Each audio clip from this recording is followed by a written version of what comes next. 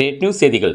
தமிழகம் முழுவதும் வருவாய்த்துறையினர் 9 அம்ச கோரிக்கைகளை வலியுறுத்தி போராட்டத்தில் ஈடுபட்டு வருவதால் விழுப்புரம் மாவட்டம் திருவேனைநல்லூர் தாலுகாவுக்கு உட்பட்ட பகுதிகளில் விண்ணப்பித்த சாதி, வருமானம், இருப்பிட சான்றிதழ், விவசாயிகளுக்கு ஆடங்கள், பட்டா மாற்றம், நில அளவைகள் உள்ளிட்ட பணிகள் முற்றிலும் முடங்கி போயின.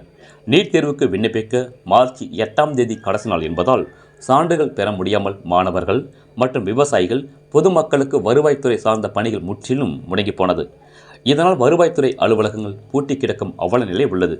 இதனால் தமிழக அரசும் மாவட்ட நிர்வாகமும் வருவாய்த்துறையினர் இடம் சுமூக பேச்சுவார்த்தை நடத்தி மீண்டும் பணிக்கு திரும்ப நடவடிக்கை எடுக்க வேண்டும் என பொதுமக்கள் கோரிக்கை விடுத்துள்ளனர். ரேட் நியூஸ் தமிழ் செய்திக்காக திருவேனைநல்லூர் தாலுகா செய்தியாளர் பா. வெற்றிவேல். செய்திகளை உடனுக்குடன் தெரிந்து கொள்ள ரேட் நியூஸ் தமிழ் சேனலை சப்ஸ்கிரைப் செய்யவும்.